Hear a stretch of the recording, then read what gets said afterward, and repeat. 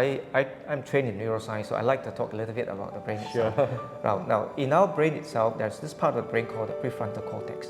Right? That is the part that is responsible for decisions making, rational thinking, judgment, and so on. Now, there's another part which is called the amygdala, which is the emotional brain.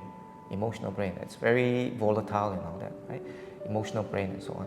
So, just to keep things simple, let's say if you are sleep deprived just for one night itself, science is telling us that your CEO brain, the prefrontal cortex, can actually underperform by 30% because sleep is a time when you really recalibrate your prefrontal cortex, the CEO brain. And at the same time, your emotional brain, which is the amygdala, can actually be agitated by up to another 60%. So imagine, today leaders, we talk about, being emotionally intelligent, we talk about making good decisions and all that. But if you're constantly sleep deprived. And I think first and foremost, thanks our Wisdom Woods for helping us to set up Really today. grateful. My guest today, Dr. Tan, you have been very grateful that our mutual friend, Dr. Lau, recommended you to me. That time is that you mentioned about you want to have an opportunity to share some of your coaching, some of your health-related book in the 10 Book Club.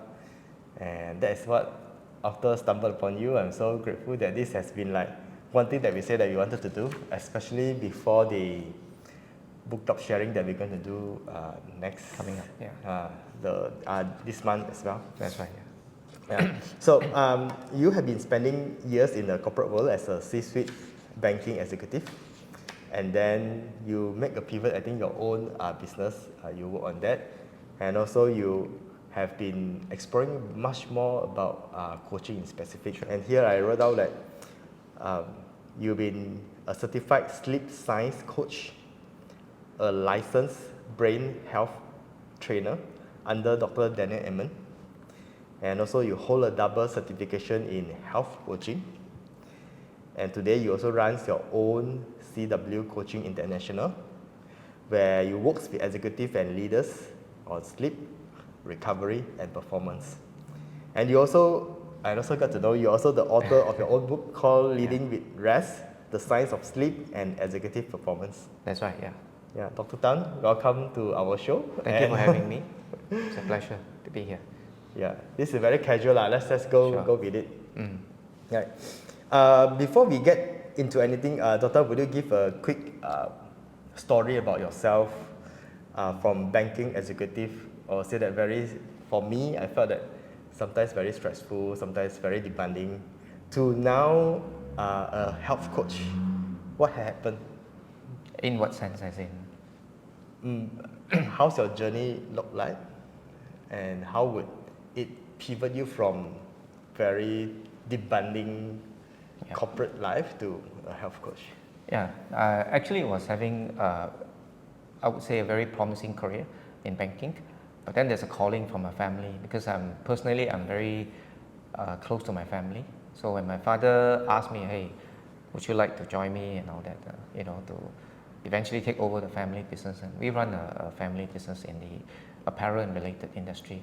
So, when I was pretty young, I have left the family. I went overseas for quite a number of years, and I've always felt very connected to my family. So eventually, after I began my career, after some years, I decided it's probably time, because as my father is getting older, so I decided to join the family, and took a very different path in my career. So that was it. And along the line, of course, we are in conventional business, apparels and some light manufacturing and so on. After that, I also founded, I've been always interested in health and wellness. Okay. So I founded a sustainable and organic underclothing brand. I believe is one of our supporters. We're one of the first in Southeast Asia in terms of having organic undergarments, especially in men's. So I was really surprised. Not surprised, I was really delighted to know you're actually a big fan of the brand and all that. So that's how I got started. We have a mission. I always believe very strongly in sustainability, right? As in using the power of the brand to really engage people, to help the world, to make an impact. And that's how I started this brand. So that comes along. And just right before the COVID-19, I also started a superfood brand. We call it Nature's Gem. We are into predominantly plant-based omega-3 oil and stuff. So those days I believe very strongly in not just giving a product, but we have to educate the customers, right, to give them the right knowledge and so I decided to work with some dietitians, clinical dietitians and all that, just to give the right information to people, right? So at that time I was thinking, hey, why should I always rely on the dietitians to give the education? Why don't I also DIY myself, right? So I'm very interested to learn and I'm really passionate about it. That's how I started to get into the health coaching certifications. I went to brain health one after another, sleep science and all that. And that's where you are. Right? So along the journey, I realized that there's a lot of information. At the same time, there's a lot of misinformation in the health and wellness industries. Right? Particularly when I see, I'll give you an example, like, my mom is on statins, which is drug for, to manage your cholesterol and all that. But after doing a lot of research, I realized it really doesn't serve the cause, right? There's a lot of myth about cholesterol. For example, people think cholesterol is bad, whereas research is saying that for people who are aging gracefully, actually the cholesterol level is higher than the normal people because it's an essential molecules. And why are we then, the doctors are actually prescribing them just because they are worried about the cardiovascular health and all that. The research is very superficial, right? And the science has actually advanced so much, way beyond that. You really have to look at the quality of the, let's say the LDL, which is, people call it bad cholesterol and all that. Just to give you an example, really. And I realized statin doesn't even address that issue, right? It's, no doubt it's a very big industry, if you look at the overall spending on statins and all that, it's huge industry, it's very profitable to the pharmaceutical industry. And I feel very compelled to share the message to the world, right? That we need to educate people properly, give them the right information so that they are empowered to make the right choice for themselves, especially when it comes to health and wellness. It's something so crucial and so essential. That's how I get into health coaching, and the moment I embark on this, I think there's no stopping. I just feel the desire to get to know more and really to equip myself so that I can serve the, the community better. So that's where I am right now. So, and that's good point, bringing out to the executive sleep and recovery specialist. If you tell me maybe a few months ago when we met, I would not know. Right. So what does that mean and who do you help? Firstly, why I get into this sleep science, because I struggle with sleep. Initially, I even had the gut to try sleeping pills before and all that. I know it's melatonin, bad. Is it? It's not melatonin, it's really Valium. If you know Valium, it's a kind of, it's actually a drug, right, induce you to sleep. And melatonin is actually, if you like, it's actually a hormone. It's a sleep onset hormone itself. It's actually not a drug. But I tried drugs and all that because, my previous life, my jobs and all that is very stressful, right? And I get into these issues. I couldn't sleep properly and all that. So, but I realized it doesn't really help. So that's why I've been very interested in sleep science and all that. And the last few years, I really look at it, and I realized that sleep is so important. Right? Many people, I think that sleep is actually a downtime. Right? So people in the corporate world, people talk about, I only sleep when I die. Right? So it seemed to be a badge of honor, right? Hustling and all that. People think that it's, it's almost a stigma if you sleep. Let's say I go and sleep 7 hours and I'm so proud of it. But the science is telling us otherwise. Really, it's very overwhelmingly convincing that sleep is so pivotal to our health, right? No part of the body does not benefit from restorative sleep, and especially in the context of executive itself. If you look at it, I think brain health. Today's leadership is very different. Let's talk about leadership a little bit, right? I think gone are the days where, the industrial age mindset is no longer relevant. Right? People always think that in the industrial age you are measured by the output, right? The quantity of, let's say, tasks that you complete, the amount of decisions that you make, the quantity of decisions and all. But those are no longer that important. But what is more important is the quality of decisions. Right? You want to make sometimes just a small number of decisions, and that itself matters a lot when you have large amount of decisions and all that, right? And turn out to be unproductive and all. Sleep is crucial, not just physically, but more importantly, cognitively, right? If you can allow me to talk a little bit about the different part of the brain, right? Now, if you look at the brain, because I'm trained in neuroscience, so I like to talk a little bit about the brain itself. Now, in our brain itself, there's this part of the brain called the prefrontal cortex, right? That is the part that is responsible for decisions making, rational thinking, judgment, and so on. Now, there's another part which is called the amygdala, which is the emotional brain. Emotional brain, it's very volatile and all that, right? Emotional brain and so on. So, just to keep things simple, let's say if you are sleep deprived just for one night itself, science is telling us that your CEO brain, right, the prefrontal cortex, can actually underperform by 30%, because sleep is a time when you really recalibrate your prefrontal cortex, the CEO brain. And at the same time, your emotional brain, which is the amygdala, can actually be agitated by up to another 60%. So imagine, today leaders, we talk about, being emotionally intelligent, we talk about making good decisions and all that. But if you're constantly sleep deprived, you just think about it. Let's say if you have a car that is going downhill, right, and the brake, in this case, which is your prefrontal cortex, is underperforming by 30%. At the same time, you're actually pressing the pedal by another 60%. You're accelerating in that sense. So imagine what kind of potential issues can happen. Right? It could potentially be a disaster in the making. That's why your decisions making is compromised. Your emotional intelligence is severely impaired, and things like that, just by not having enough sleep itself. And I give you more example as well. When it comes to innovations, when it comes to problem solvings, and so on and so forth, and all that. So sleep is so crucial, right? And I think nobody would judge the CEO or leader by the number of emails that he or she reply a day, but you will judge a person by the quality of the decisions that they make, especially when it matters the most. And sleep is foundational to all of that. Yeah. So I don't just go in a bit here, right? Some of the leaders that I know of, and they mentioned especially in MMC, Sure. Having late night meetings because of US time zone, India time zone, Europe time zone. So these are multiple time zones stacked together. Yeah. They mentioned that it is part of our responsibility to juggle between the odd hours. So my question is not that it's good or not, but how could a person juggle the odd hours, say that you go to a meeting at 11 p.m. and then next morning at 6 you probably need to go again. How can I operate in this manner? I think I understand the demand in the corporate world and all this. That's why this is really a structural issues and also a leadership issue itself.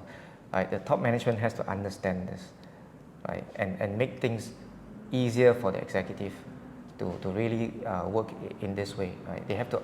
Occasionally, I think it's okay, but if this is a culture that is prevailing throughout, I think that is eventually you may get some productive hours and all that, but you will compromise, in the longer run, in that sense.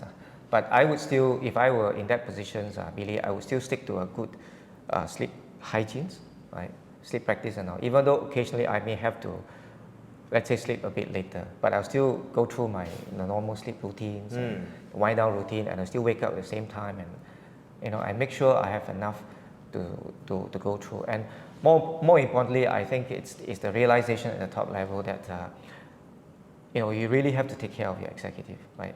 Burnout is a real risk in organizations today.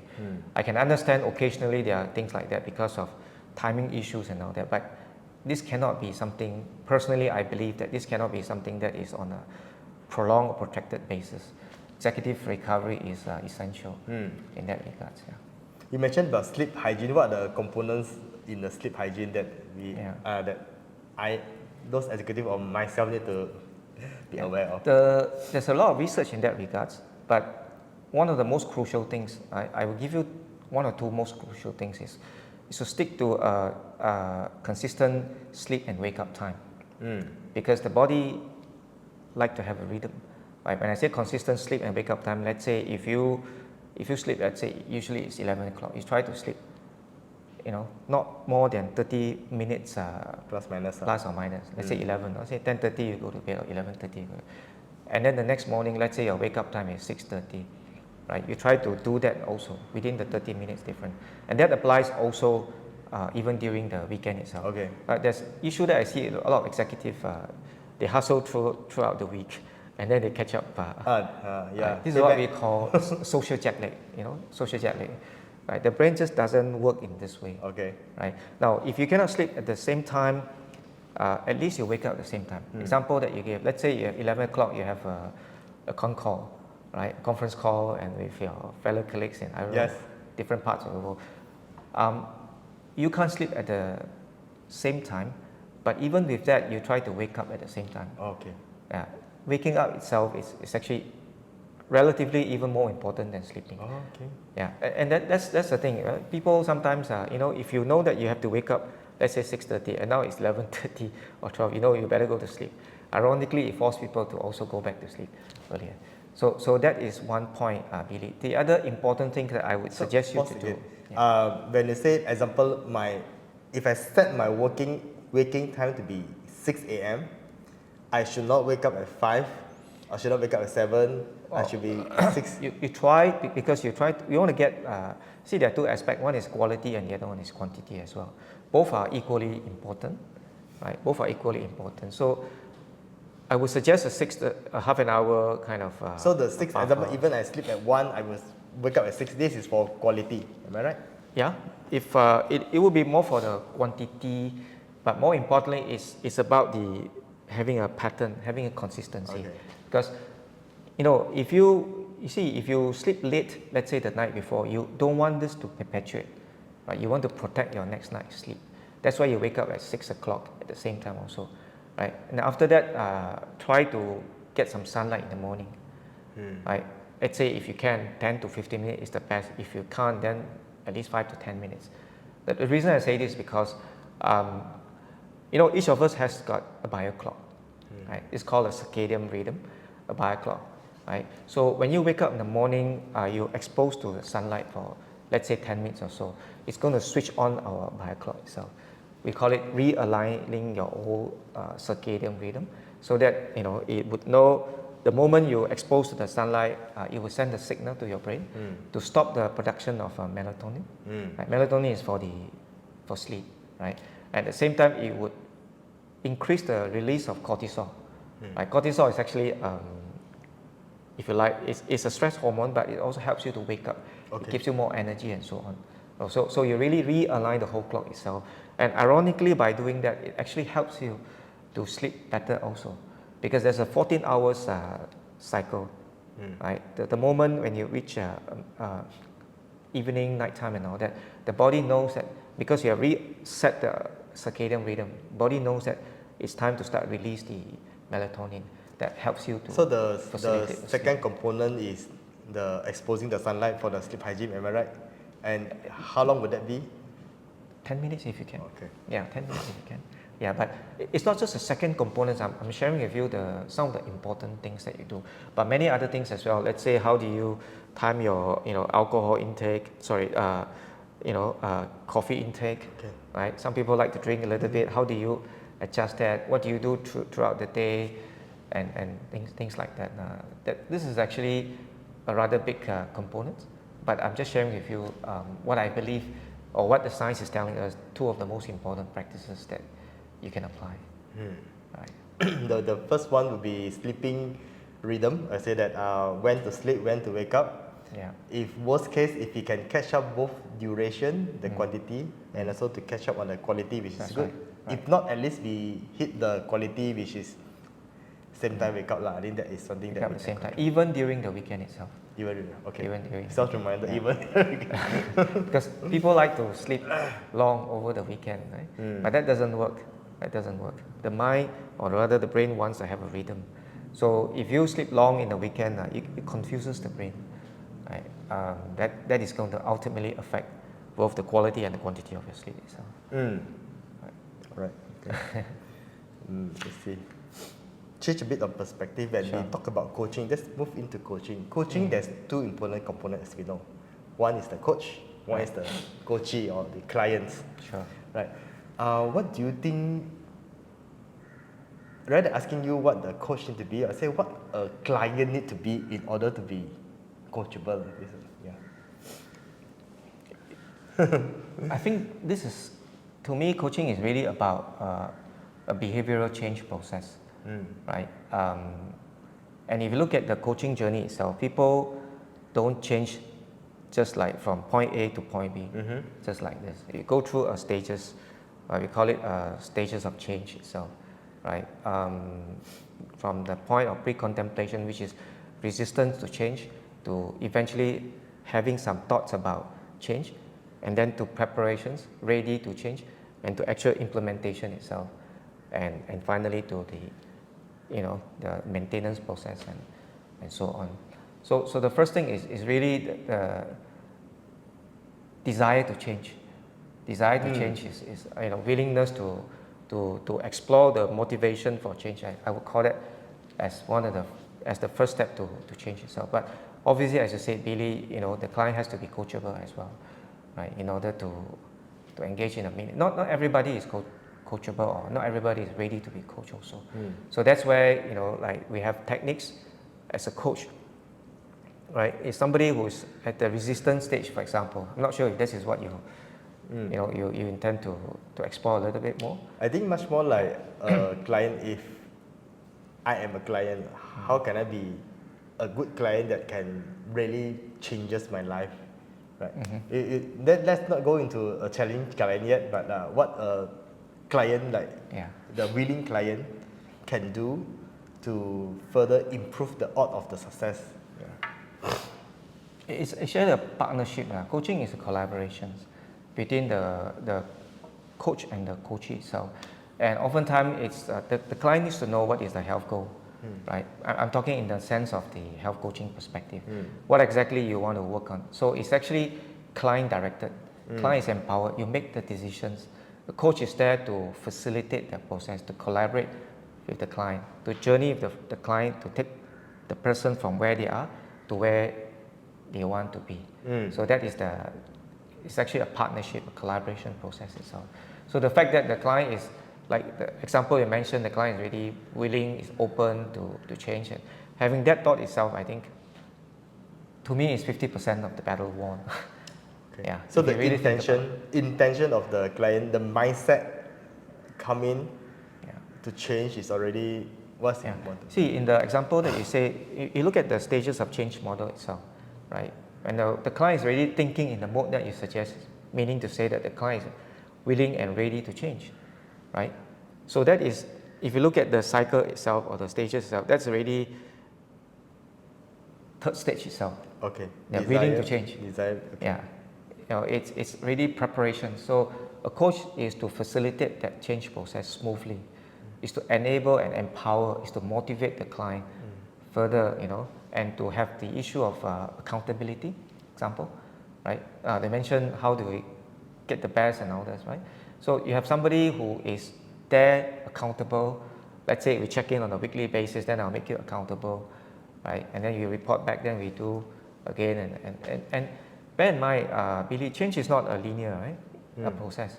It goes through like up and down, up and down. So therefore, having somebody who is there to journey with you, to make you accountable, to a space for you to share and all these things, that itself is very, very useful, right, in my perspective, in my view. Okay, thanks for sharing. Means that the partnership, the willing, and also like working together to improve the life of the coachee, For sure. Yeah. Okay. Without naming names, would you share like most challenging clients, coachee, that you have, and how you overcome that? It's about again, I would allude to the stages of change itself. Right? Stages of change itself. Usually the most difficult is people, they are not ready to change yet. Technically we call this a pre-contemplation stage. Right? Example, people who know that, they have blood sugar issues. For example, and I say, I'm ready on insulin and all that. Say, okay, then the guy would say, look, I'm okay, I'm on insulin, I've been on this for, 5 years, 10 years, no issue. I can live my life as normal and all those things, right? So that is the most difficult stage, if you like, the most challenging things. So as a coach, how do I overcome that? I think most of the coaches, or I won't say most of coaches, many coaches, you have this tendency of having the writing reflex. Writing reflex, meaning to say that I try to, let's say you say, oh, I'm okay, and I say, no, you look at this, right? The issue with diabetes, it's going to lead to complication, it's going to lead to heart disease, kidney disease and all this stuff. People will have the tendency to actually write, it's called a writing reflex and all that. And that would be met with a lot of resistance. I think that is one of the issues. Like I said, people don't change just like that. Like as a coach, if I'm encountered with such a situations, my role is actually, what I will do is I will roll with resistance. What I mean by roll with resistance, I would be very curious. Right? Instead of trying to share more knowledge, share more information about the issues and all that. I think the coachee probably knows, right? There's no need for you to share more information, but it's to put yourself in the coachee perspective and try to practice empathy with the coachee. Let's say if I put myself, as a coach, I'm trained to be very curious. Curiosity is, if you like, a very important quality of a coach. So I'll be very curious. Why did you say, I'll ask questions like, hey, why do you believe that, what makes you believe that, you can do this, you can stay forever, you can still continue to do things that you want, no issue with insulin, injections for forever and all that. I will start to try to understand the reasons why the coachee think in this way, and I want the coachee to be together with me. That means I want to build a rapport, I want to build the trust with the coachee, that the coachee believes that I'm with the person. Instead of me trying to confront you, that is not going to take us anywhere. But in the process of doing this, as a coach, I would try to find motivations for the coachee to give themselves a reason why they want to change. If you know what I'm trying to say. In other words, my objective is just to create an opportunity for them to reflect by asking some powerful questions, right, that invite them to think about the issues. Perhaps this is in conflict with my values or my goal in life. For example, the person is struggling with diabetes, having insulins and injections and all that. And I would ask questions. What are important things? What are some of the important things for you? What do you really enjoy doing next, let's say 5-10 years and all that kind of. Then I'll probably then ask the questions that just to trigger the person to think a little bit further. Is my action of continue to take injection not being responsible for my diet, not doing the stuff that I know I supposedly be doing and all that, does that conflict with the values or goals of my life? If I can just invoke the change thought itself, to me, it's a better one. Again, I take you back really to the stages of change itself. The first is pre-contemplations.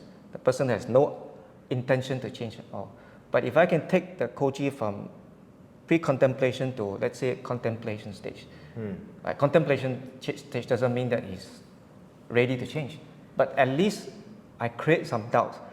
I challenge him to think a little bit more, right?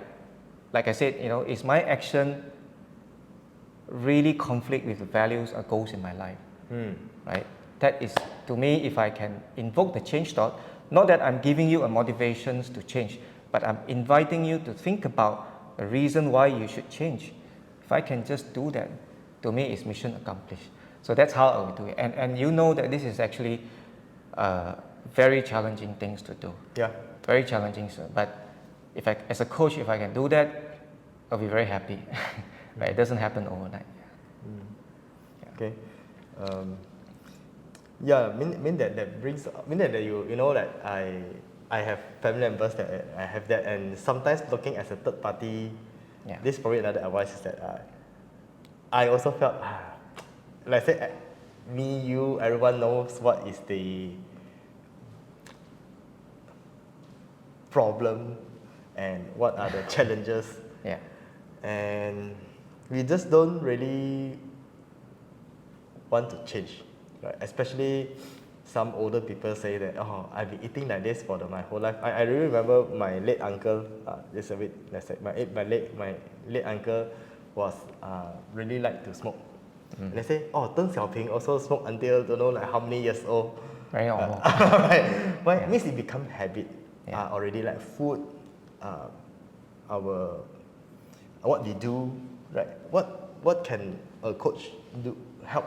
First thing first, I think if you're a family members and all that, it's very difficult for you to do that, right? Because in a coaching context, unless both parties, usually the coach can, but I think the coachee, you have to, in a coaching conversation, you have to take it out, whatever relationship you have, and put yourself into a neutral positions, right? Now, if as a coach you are trained to do that professionally, but the coachee may or may not, most likely not, especially somebody who is so close to you.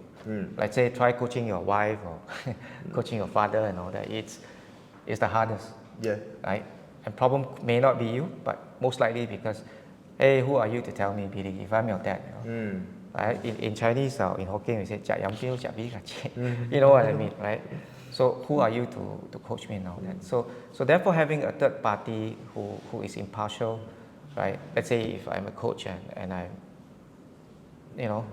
totally neutral to all this, that would help, right? For sure that would help. And second thing is the point that I was trying to make just now, right? We should not start with the writing reflex, right? Let's say, hey, smoking, I've got this statistics. This person has been, this and that. You're going to face with a lot of resistance. I say, like if I smoke, I can live so long. The guy doesn't smoke, and after that he also passed away. So you're going to hear instances like that, and we've seen this all the time, right? It's not unusual at all, right? But the technique, as I suggest, is to step back and stay curious and try to understand. Maybe he doesn't have the skills. Maybe he doesn't have the belief that the person can change. That's another aspect, right? Is to equip, as a coach, is to equip the coachee with what we call a self-efficacy, affirming rather than just rejecting, right? Using that kind of techniques.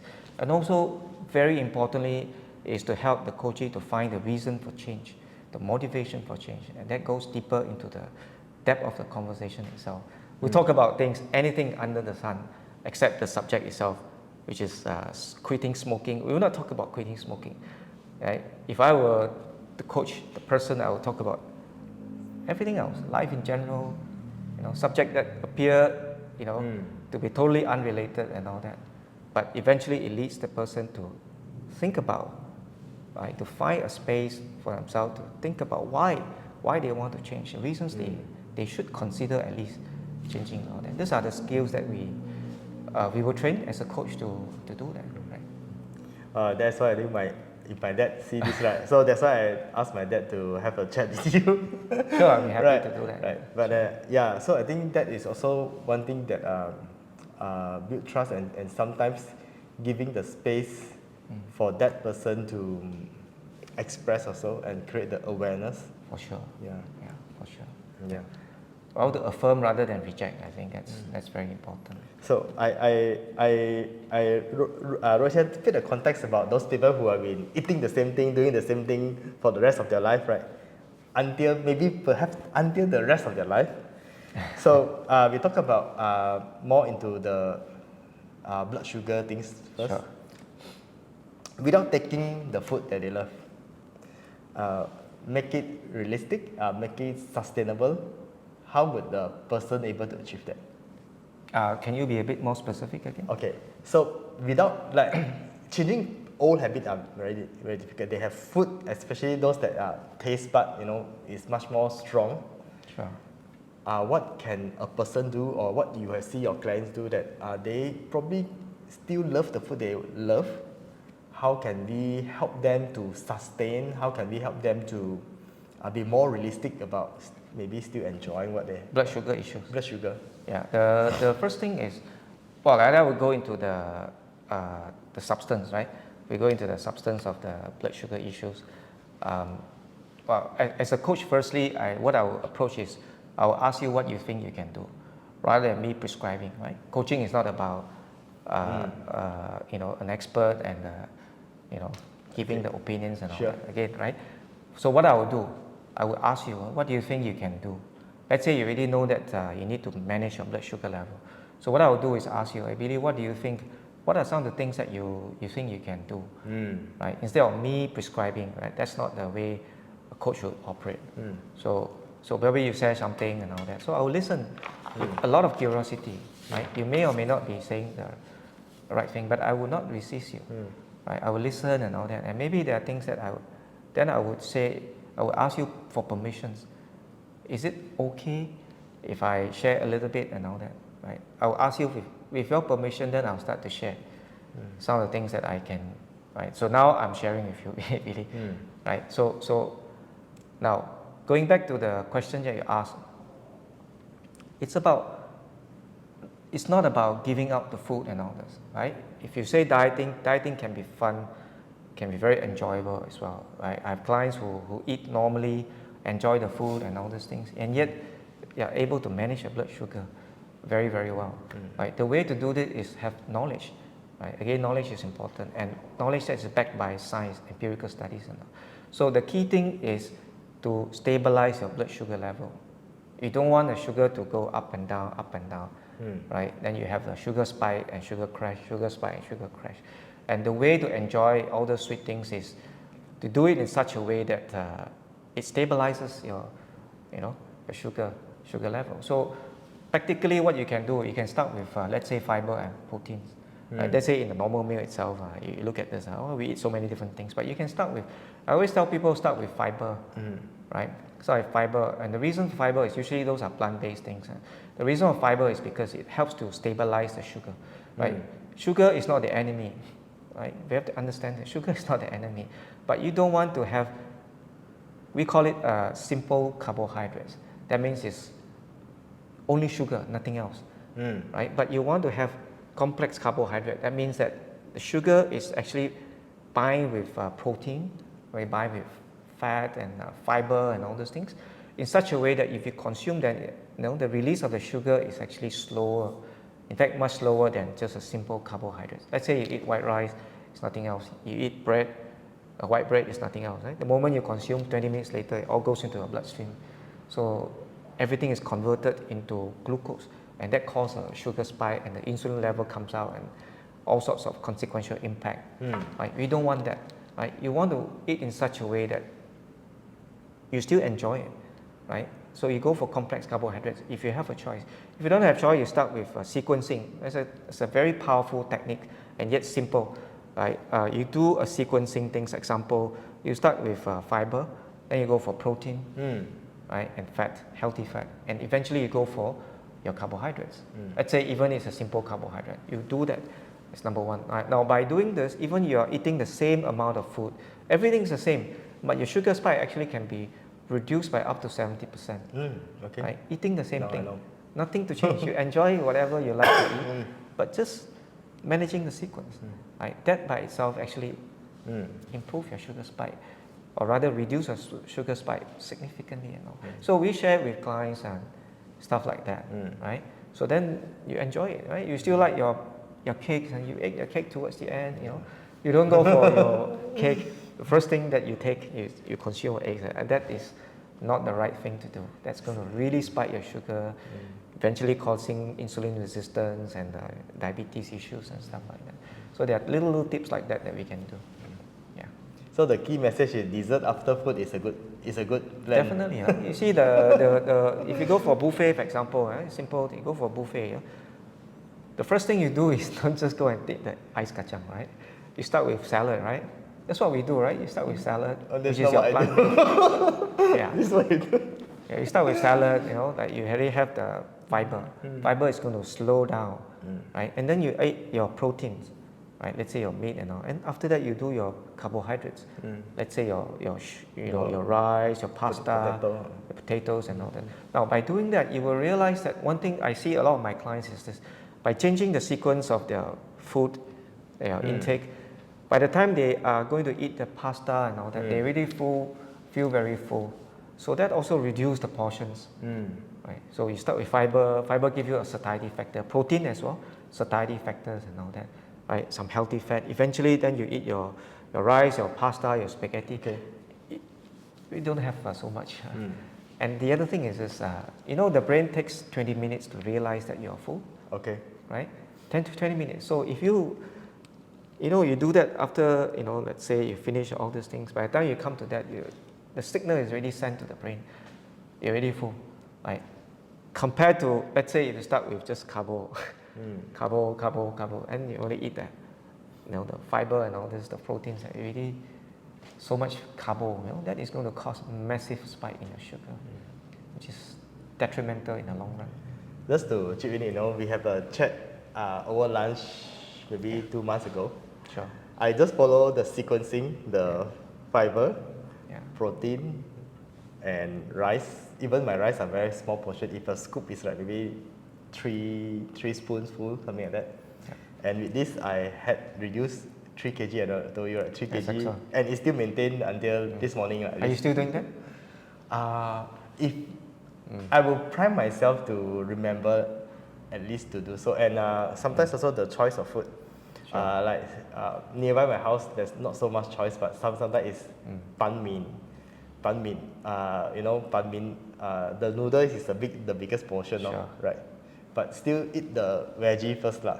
Good. But now rather than going to ban min, also I will go to more into the economy rice, lah. Sure. So, but I think it's just life is never perfect, right? It's never perfect, right? We talk about this, but in reality, of course, there are instances like that, right? But just to be very mindful, I think the fact that you're already aware of that itself is actually very good, right? The mindfulness itself, we practice mindful eating, and Okay. Let's perform a bit. Something that you don't touch on when I talk about health coaching is don't touch on exercise.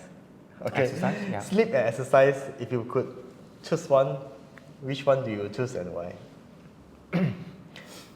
Well, I think both are good, but I think in terms of the ROI itself, as an entrepreneur, I always like to think in terms of the ROI, return on investment. I spend the time, sleep and all that. What do I get? Right? I always think about sleep as the Swiss Army knife of health. Right?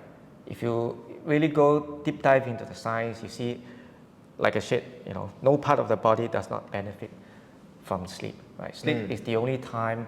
I won't say the only time, is the primarily the time when the body really repair and recalibrate. Our body is so smart, right? Wisdom of the body. The body knows it's the best doctor in the world. Right? Let's say today you are sick, you go and see doctor give you medications, want you to sleep, right? Or rather the body will also send signal to you to force you to sleep. Why? Because that's a time when the body can actually repair, rejuvenate and recalibrate. Right? So physically, no part of the body does not benefit from that. Cognitively, like I mentioned to you just now, the prefrontal cortex recalibrations, the emotional brain, which is the amygdala, yeah? You reduce the emotional volatility. There's another part of the brain called the hippocampus, which is the learning brain. Right? The learning brain consolidates only during sleep. Right?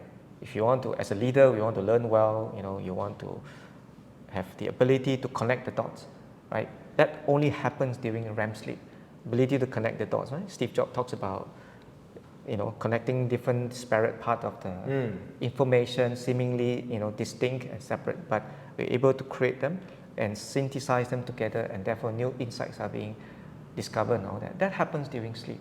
Also about detoxifications, right? The brain needs to detox, right? Because the brain is 2% of our whole body, but it consumes 20 to 25% of our total energy expenditure, right? So therefore, there's a lot of metabolic waste happening, and you need to discharge, you need to detox. And the only time that the brain detox is during deep sleep itself, right? Where the cerebrospinal fluid, which is the fluid that actually excrete the metabolic waste, right? The tau protein, all those protein waste, right? That only happens during deep sleep. So if you don't sleep enough, you're going to get the brain fog's number one. In the long run, people get into Alzheimer, dementia and all that. That has distinct connection with the sleep quality itself. So that is one thing, right? I would personally prioritize. Also emotionally, right? Sleep, especially during REM sleep, is a time when you really recalibrate your emotions. Sometimes you're very stressed and all that, but a good night's sleep, a big issue the night before, after a proper restorative good night's sleep, the next day it's the same issue, but it's no longer so big, try that. Right? It's a very good stress management tool for you as well. So I would prioritize my sleep. There's no way I'll compromise. But having said that, I think movement is also important. Now you asked the question about having no time to exercise. Right? I think we are all struggling with time as well. We're all busy and all that. But the key thing is not about going to gym, on the treadmill and all these things. But what is more important is to incorporate movement. The key word is movement. To incorporate movement in your life, right? Let's say if you walk, right? Say after your meal, you walk for 10 minutes and all this. Right? Science is showing us that has immense impact, immense impact on the blood sugar regulations, also on your blood pressure regulations, right? Also on your nervous system, right? Switching from sympathetic to parasympathetic nervous system, just having that 10 minutes walk and all this. And you do, right? And there's another concept called, don't know if you heard about this, NEAT, right? Non-exercise, thermogenesis, activity thermogenesis, NEAT. That means you go and do some, even you do grocery, you park your car far away, from the office or the Intel, the car park is quite far away. You walk, right? Instead of sending WhatsApp to your colleague, you go up and see them, talk to them and all that. Just by incorporating all this. For female, do some housework after you finish your meal. Do this kind of things. Incorporate that as part and parcel of your life, right? In fact, really, I study a lot about people in the blue zones. We're going to talk about blue zones next week as well. Yeah. Right? If you look at blue zones are areas in the world where people live to 100 years and beyond, so-called centenarians. If you look at the centenarians, they don't go to gym. There's no such concept of going to gym, right? They don't have gyms. But what they do is they walk a lot, right? Because of their lifestyle, because of the environment. They're going from places to places, they walk, right? And that itself is proving to be even more effective. Say if today you have 30 minutes of your time, right? Now, you can spend 30 minutes in the gym, on the treadmill and all that, then you can remain sedentary for the rest of the day. Compared to if you break your 30 minutes into 10 minutes of post-meal walk, let's say after breakfast, after lunch, after dinner, you do 10 minutes walk. Right? Science is telling us that the impact of that is a lot more powerful than just 30 minutes of gym sessions and remain sedentary for the rest of your day itself. There's a lot of compelling evidence telling us things like that. So you don't have to take one and sacrifice the other. You ask me to choose. Of course, I'll choose sleep. I like to sleep, but you don't need to sacrifice movement. Okay. Right? You don't have to. So that it means that we don't need to have lift heavy weights. We don't need to run really. on the treadmills. Yeah. We just need to incorporate. It's good to do. I'm not saying you're not do. Right? Just go and do some resistance training, build some muscle is important for longevity. Right? Muscle is important. But you can do. You look at people in blue zones. How they never go to gym, but what they do gardening. Right? You carry buckets of water. You do things like that. Those are also resistance training. Right? But that is incorporated into our daily life in such a way that we don't feel it's a chore. Right? I think you shared with me last time. Right? I asked you about movement. You say, "Oh, okay, I go and do cycling and all that." Yeah. Nowadays, I'm so busy with kids and my career and all that. I don't have time, right? I don't have time to, cycle and all. But you don't have to. It's good to do, but it's not necessarily the only way for you to do that, right? After I got my car in the accident now, bicycle is my only mode of transportation. You can play with your kids, You can play with your kids also. I know you like weekends, you like to play with your kids. Go and play with your kids. Yeah. Yeah, that's also movement. But that's also the mental stress also, right? Sometimes. That's another story. I think you touched this a bit just now, but sleep and exercise, you say you choose sleep. And then corporate... Without compromising movement. Okay, plus with movement. Yeah. Then most corporate, I told you just now that they say that we need to attend meetings at 11 or 6, right? It becomes such an honor for them. Yeah. Actually, what can they do in return to, to also feel that their colleague don't see that they don't not be responsible, right? What can they do? Sorry, I quite. So like for the last time you also in executive in banking, the C-suite executive banking. So if people still want to not attend meeting at 11, attend meeting at 12 midnight. So what can they do so that they still live up to their standards, the expectation of their colleagues? First thing is, can you not attend? I'm not too sure, whether this is compulsory or not. But is it possible for you to skip the meetings? And for my case, sometimes it's better for me to be there because decision need to be made. Sure. Right. Yeah, like I said, occasionally this is really a broader cultural organization, cultural issues and all that, and that is actually one of the hardest things to do. Right? We talk about corporate wellness and all that. It's a culture, right? And changing the culture itself. Maybe you at your executive level, you may or may not be able to influence and all that. But usually that is the challenge that we see, right? When we try to institute corporate wellness that has to be a top-down, approach and all that. I don't want to comment on this, PD, but I also share with you some of the best practices. Right? If you look at the forward-thinking companies, example, just give you an example. Let's just look at Google. Right? Google prioritizes sleep. Right? Sleep education is one of the important executive development program that they have, inbuilt in their system. And Google has this very famous sleep pod. You just go and Google and see all this very sophisticated. They encourage the staff to nap, right, after lunch and all this. People, today's world is very different, right? If you say, in the industrial world, as I said, people think about output. You're measured by the output, number of hours you clock and all that. Yes. Right? But today is a very, very different world, right? The digital world, we look at, we're living in the AI world, all that kind of things. We're no longer measured by the output itself. We're measured by the quality.